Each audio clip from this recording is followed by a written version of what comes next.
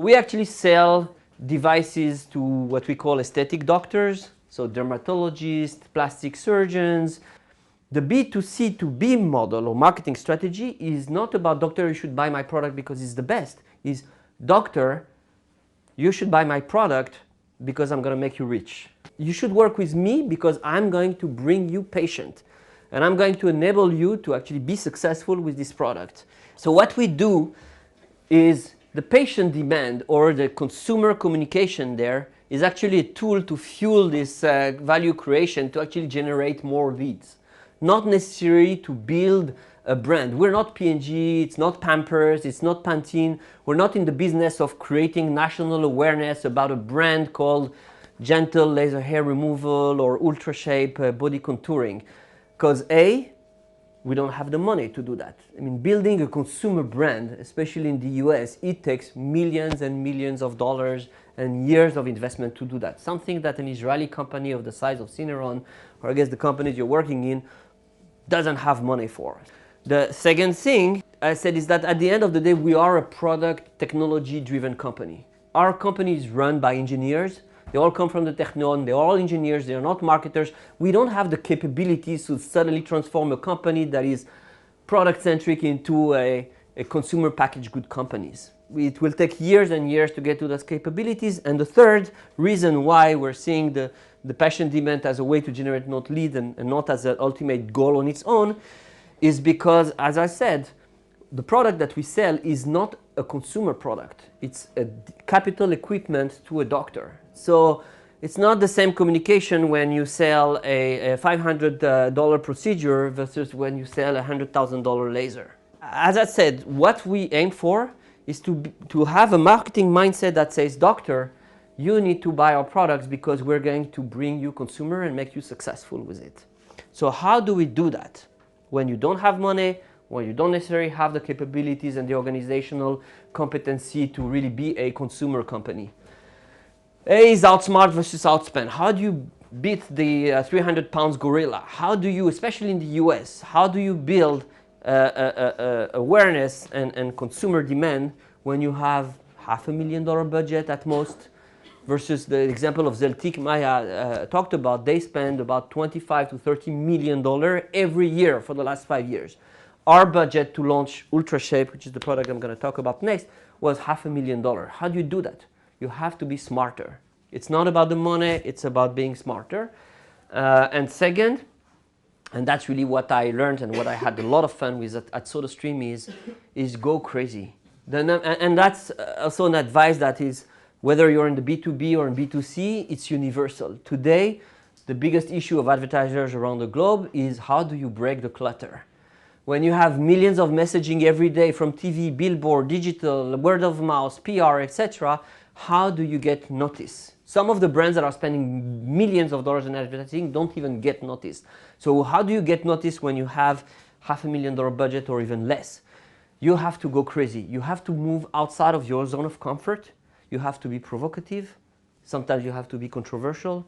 You have to take risk because that's how you're going to be talked about. So this is an example of what we've done with Ultra Shape. As I said, Ultra Shape is a non-invasive device that removes fat. Great product. It's painless. It competes against that 300 pounds gorilla called Cool Sculpting in the US that everybody knows and is asking about. So in the past, we used to sell it as capital equipment, doctor, buy this product, great clinical results. A lot of doctors are talking about it, working great. And we'll give you a few brochures that you can put in your waiting room so that when somebody comes for a Botox procedure, she will read that and maybe she will ask, oh, what is Ultra Shape? And you'll be able to sell that to them. For the first time, we actually did a holistic approach with a real marketing plan, with print ads, with radio, with digital, viral videos, PR, and celebrities, with $500,000 in America. So that's not a lot. Again, what we've done differently, it's not about the money, it's about the creative approach, where we said, how can we be talked about? And we said, we're going to go for a message which is provocative. And we developed a campaign that's called The Tummy Without the Torture. And that builds on a very universal insight that everybody think about when you want to lose weight or lose a few centimeters in your abdomen, well, you have to diet, you have to exercise a lot, but that's a pain. That's a pain in the ass. You have to do zillions of crunches.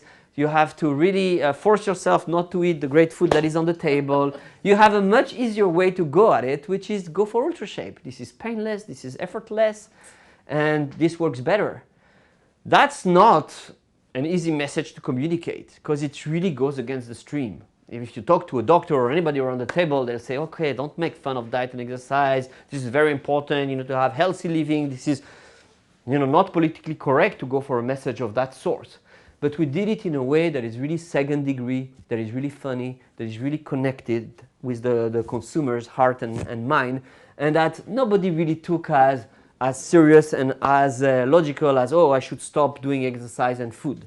So let me show you a few of the examples of the viral videos. Work it. Work it. Work. Work. Work. Let me see you work. Work. Work. Work that body. Work it. Work it. Work it.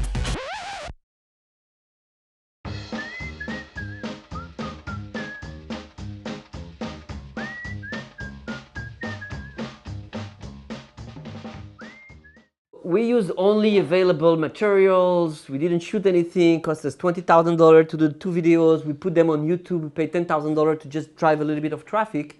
Normally, we would have expected 50,000, 60,000 views at most. We got a million views. What we call the millennial doctors, the new school doctors, not necessarily the old school 60, 70 years old doctors. They really had fun. They embraced the campaign. They did some their own marketing with it, and it really worked beautifully for them. Another example is what we've done with Pickaway. That's just an example of, talked about the secret of doing successful B2C campaign is one is creativity. Second is really know your consumers, the power of consumer insight. A good example is on Pickaway, which is a product that removes tattoo. Okay, normally the way we used to sell those products to the doctors and to do patient materials in the waiting rooms where, oh, you have a tattoo, you regret it. Yeah, we know you can't get a job, you can't get married, it's bad, tattoos. So you want to absolutely remove it, so this is the product. And we've actually realized that this world has changed. The people that actually want to go for a procedure to remove their tattoos, it's not because they're ashamed of their tattoos. They very often are tattoo lovers. It's not because they regret having ever done a tattoo, it's because they actually are bored of their tattoo. The number one reason why people want to remove tattoo is because they're bored of it. They might represent a lifestyle that they don't have anymore, it was not done with quality, they want to have a new one. And then we actually had realized that we needed a completely different mindset on how to talk to the tattoo removers. And we did that film that we put also in the waiting rooms, also in cinemas, also on YouTube.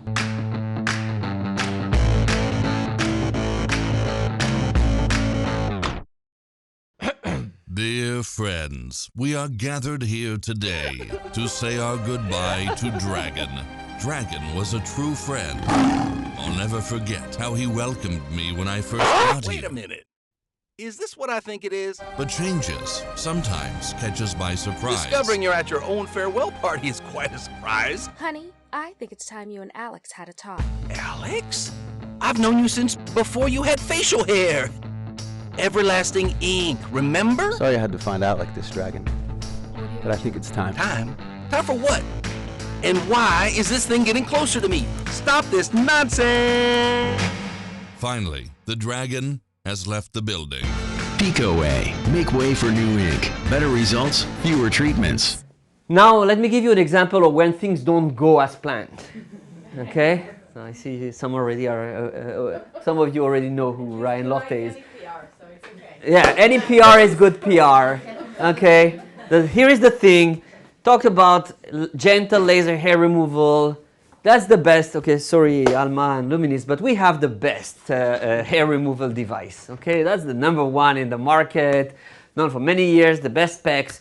But I said, okay, look, let's do something. Like, if we're really the best, let's take a brand ambassador for whom really having the best product is not just a matter of aesthetics, but it's a matter of performance. And who best than a swimmer who actually for whom every millisecond counts at the end, to be able to say, instead of shaving my whole body, which everybody knows swimmers shave their whole body, I actually could replace it with permanent hair removal, with gentle laser hair removal, and it actually does as well as shaving my whole body.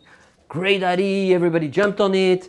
Let's get a celebrity, Ryan Lochte, a guy that is very famous, 12 Olympic medals, 7 in gold, very well known in America to be a great swimmer, but also a stupid guy together, yeah, a douchebag. But again, I could have chosen Michael Phelps. It would have cost me $100 million, or I don't know how much. This guy cost us $100,000, just okay, putting it out there. So quite some money, but much less than other swimmers. And the fact that he was seen as a douchebag was actually an opportunity, because at least people are talking about him. And we'll get some PR. So we did a campaign, including print ads. We had a photo shoot. Again, B2C to B. So every time we do a print ad that our partners at Titan did, and they look really, really great, we put the space for the doctors, for the chains to actually do co-op marketing. And whenever we do a B2C ad, then we bring the consumers directly to the doctor's office. So we did all that campaign, etc. Great materials. Unfortunately, or actually fortunately, things didn't go as planned. I'm sorry that not just swimmer Ryan Lochte. He lied. He lied to you? Yeah. He lied to Matt Lauer? I'm just really sorry I'm embarrassed. I'm just really sorry. I would never have dreamt to be on CNN with gentle hair removal, okay? And we were on CNN all day long. They talked about us, they show our ads. Like suddenly our brand got awareness. Look at the, our analytics in terms of like web traffic, in terms of Google Trends. Okay, it lasted for a week, okay, or so, but we had like 100 times more visit than usual. We got coverage, incredible coverage. And again, we could commercialize it with the doctors. We went to doctors, and all our doctors told us, oh, I heard about you. I know your brand was famous now, etc., etc. Again, great thing to generate leads. Now, just to give you an external example of Viagra, but I'm going to link it back to what we've done at Syneron.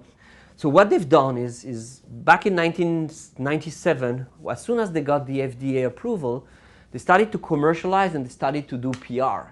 And they started to seed with celebrities that went out there and talked openly about their sexual life. So Hugh Hefner, like 90 years old guy, saying that he's still a playboy thanks to Viagra. Guy like Jerry Springer, who's a famous guy for the reality show, talking about making him a sexual Superman. So they were not first to market, but they've been the smart ones, really starting to do PR and starting to break the norms and making a category which was a shameful category to be suddenly a lifestyle category. Turning something which was seen as a very rare and bad disease to something which is just, something normal. What was the name of the category before Viagra came in? That was called impotence. That disease was called impotence. And they managed to change the category name from impotence to erectile dysfunction, which suddenly is like a lot less serious. It's just a dysfunction. You take the pill and suddenly you function. And this is the beauty of what they've done. And they took their first advertising was a print ad, so not a TV, not spending millions of dollars. They took this guy, Bob Dole. He was vice president of the United States under the Clinton administration. They took the vice president of United States coming and talking about erectile dysfunction. Can you imagine how the perception of those who are suffering from this small disease has been changed when they take somebody that is so serious, vice president, a war hero, a man known for his courage and his strength, suddenly talking about that. It went crazy at that time. So as a result, they built the category. 1/3 of the men who saw that ad asked the doctor. 2/3 of prescriptions were new, people that never actually even thought of going for Viagra. I'm sure there are a lot of people taking Viagra that actually don't need it. How this inspired us to go for our product, which is called Core Intima, which is about vaginal rejuvenation. So that's a laser that does vaginal rejuvenation, tighten the vaginal canal to actually, the benefit is there is a medical benefit of reducing stress during incontinence, but most of the benefit is about sexual gratification. So I gave a brief to our friends from Titan, and I told them, like, guys, go crazy, okay? Don't fear of anything. Go with the most creative and provocative ad that you can ever make. And this is what competition are doing. And look at their B2C communication.